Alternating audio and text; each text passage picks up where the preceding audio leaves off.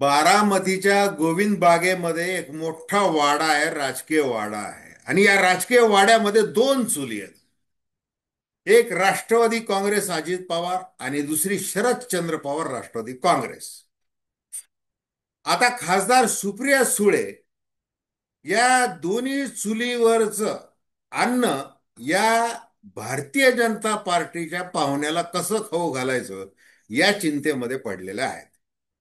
आणि शरद पवार हे ज्या पद्धतीने आतापर्यंत राजकारण करत आलेले आहेत की बोलणारे करणार दुसरं, आणि त्याप्रमाणे आपल्याला कितपत जमू शकतं याचा एक अंदाज घेण्यासाठी सुप्रिया सुळे या राजकारण करायला निघालेल्या आहेत.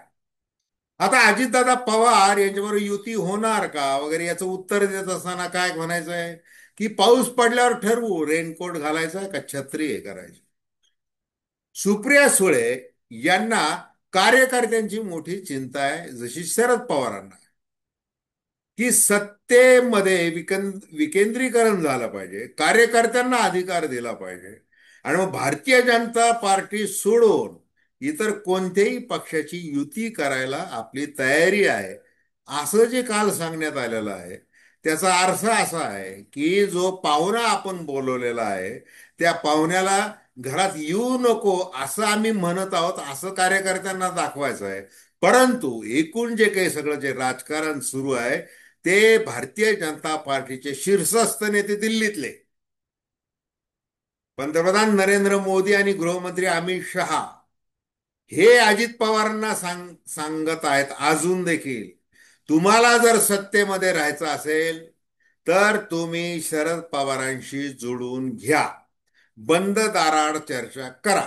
लोकांच्या डोळ्यात धूळ फेकण्यासाठी कार्यक्रमामध्ये, एखाद्या कार्यक्रमामध्ये नेम प्लेट बदला व्यासपीठावरचे. परंतु आता असं आहे की वर्धापन दिनाचे पेढे वाटताना वैचारिक दृष्ट्या आम्ही कसे स्वतंत्र आहोत. मग आता इकडं तेच जे अनुकरण आहे ते जयंत पाटलांनी मला प्रदेशाध्यक्ष पदातून मुक्त करा असं सांगत असताना तुकाराम महाराज विरुद्ध नथुराम अशी लढाई असं देखील सांगणं, आणि एकूण जे आहे हे राष्ट्रवादीचे, दोन्ही राष्ट्रवादीचं जे काही राजकीय नाटक सुरू आहे, हे नाटक, याची जी स्क्रिप्ट आहे ती भारतीय जनता पार्टीने लिहिलेली आहे. आणि त्या संबंधी आपण अतिशय थोडक्यामध्ये चर्चा करणार. नमस्कार, जय महाराष्ट्र. मी डॉक्टर अनिल फळे. माझी आपल्याला विनंती की चॅनल सबस्क्राईब करा, सबस्क्राईबचं बटन दाबावं आणि आपली प्रतिक्रिया बिनधास्तपणे नोंदवावी. हे बघा, सुप्रिया सुळे परदेशात गेल्या, खासदारांचं शिष्टमंडळ घेऊन गेल्या. पंतप्रधान नरेंद्र मोदी यांनी कशा प्रकारे पंतप्रधान म्हणून मुत्सद्देगिरी दाखवलेली आंतरराष्ट्रीय राजकारणामध्ये, पाकिस्तान विषयी त्यांनी काय भूमिका घेतलेली आहे, कशी कठोर भूमिका घेतलेली आहे वगैरे वगैरे त्यांनी ते सांगितलं. आणि मग त्या चहापानाच्या वेळेला त्यांनी लोकनेते स्वर्गीय यशवंतराव चव्हाण यांच्या विषयीचं पुस्तक पंतप्रधान नरेंद्र मोदी यांना भेट केलं. विचारांशी तडजोड असणार नाही. तुम्ही असं काही गृहीत धरू नका की आता 8 खासदार आहेत, उद्या 2029 पर्यंत कोण विरोधी पक्ष विरोधी बाकावर बसेल आणि मग ते आता सुप्रिया सुळे यांना केंद्रात मंत्री पद दिलं जाईल वगैरे, असं काही समजू नका तुम्ही. हे काय आहे की हे आता सुप्रिया सुळे ह्या प्रगल्भ झाल्या, परिपक्व आहेत, उच्च शिक्षित आहेत. मग ते राजकारण लक्षात घेतात, ते असं म्हणतात की राष्ट्रप्रथम आणि मग कुटुंब सगळ्यात खाली. म्हणजे त्यांना राष्ट्राची काळजी आहे, लोकप्रतिनिधी म्हणून असायलाच पाहिजे. कुटुंबाची काळजी आहे, शरद पवारांची लेक म्हणून काळजी आहे, आणि अजित पवारांची बहीण म्हणून देखील त्यांना काळजी आहे. मग ते काही शत्रुत्व असू शकत नाही, रक्ताचं नातं आहे, ते प्रेम कधीच थांबू शकत नाही. मग दादाला मुख्यमंत्री झालेलं मला बघायचं आहे असं त्यांनी एकेकाळ खूप म्हटलं होतं. आता देखील त्यांच्या मनामध्ये ते आहे आणि मग ते बोलून मात्र दाखवतायत. मग आपल्याला काय आहे की आपलं हे जे प्रेम आहे सख्य आहे, आता आपल्याला भिंत आहे. काय भिंत आहे की आपण तर जाहीरपणे सांगून बसलेलो आहे की पंतप्रधान Narendra Modi natural corrupt party म्हणाले आपल्याला. Ice ice income tax, CBI, enforcement directorate वगैरे कसं आपण टीका करून झालेली आपली. त्याच्यामुळे आपल्याला काही बोलता येणार नाही. दुसरं अजून काय बोलता येणार नाही, आम्ही धर्मनिरपेक्ष आहोत, सेक्युलर आहोत. काँग्रेसची जी मूळ विचारसरणी ती आमची विचारसरणी, त्याच्यामुळे आम्ही विचारसरणीची गती तडजोड करणार. आम्ही तडजोड करू. कशाबरोबर तडजोड करू आम्ही? सत्ता मिळवण्यासाठी तडजोड करू. म्हणायला सांगू की काय आहे, की हे जे राजकीय वैचारिक जे मतभेद आहे, ती जी पादत राहण्यात विचार, ती आम्ही सत्य राजकीय अपरिहार्यता आम्ही ते करू. उद्या गरज पडली केंद्रामध्ये नरेंद्र मोदी सरकारला, तर ते 8 खासदार ताबडतोब जाणार आणि सुप्रिया सुळे मंत्री होणार. मग त्यावेळेला काय सांगितलं जाणार, ही त्यांची गरज आहे, देशाला स्थिर सरकार पाहिजे. 240 आहेत फक्त भारतीय जनता पार्टीचे. पंतप्रधान नरेंद्र मोदी यांना विकसित भारत 2047 पर्यंत काय काय करून दाखवायचं आहे, आपण त्यांना सहकार्य केलं पाहिजे, देशाचं संरक्षण केलं पाहिजे वगैरे असं ते म्हणते.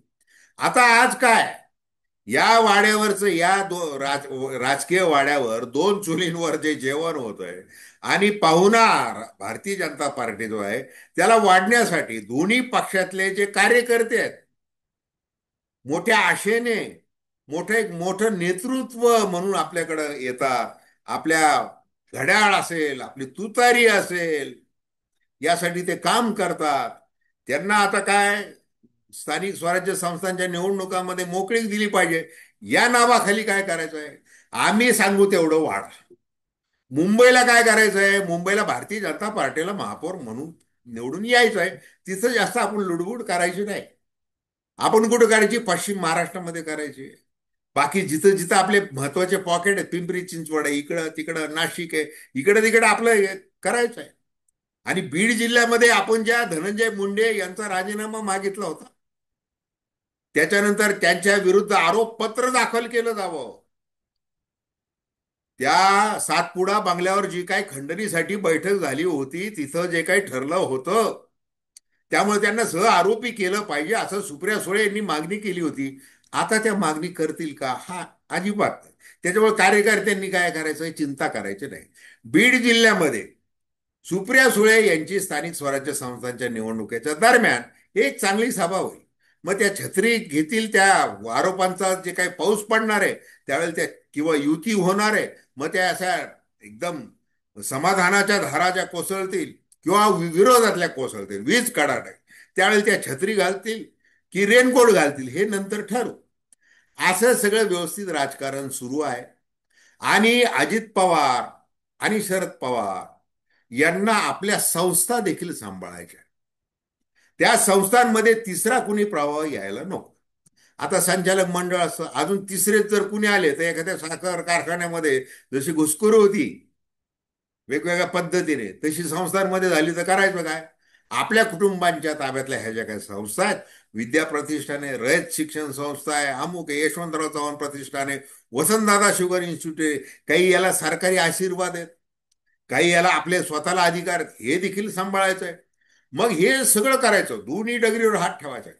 दिल्लीमधल्या सत्तेतही वाटा घ्यायचा आहे, छोटे मोठे सगळे कामं करून घ्यायचे, उद्योजक जे आपले मित्र आहेत त्यांचेही कामं करून घ्यायचे. राज्यामध्ये काही अडलं नाही पाहिजे, त्यासाठी अजित पवार बसलेलेच आहेत. आता धुवून स्वच्छ झालेले आहेत. आता ते नॅशनल करप्ट पार्टीचे नाहीत, ते नॅशनल काँग्रेस पार्टीचे राष्ट्रीय अध्यक्ष आहेत, त्याच्यामुळे त्यांचं तर ऐकणार आहे. स्ट्रॅटेजिक पार्टनर आहेत ते आपले, त्यांचं ऐकावं लागणार आहे. त्याच्यामुळे तिचं काही काम अडणार नाही.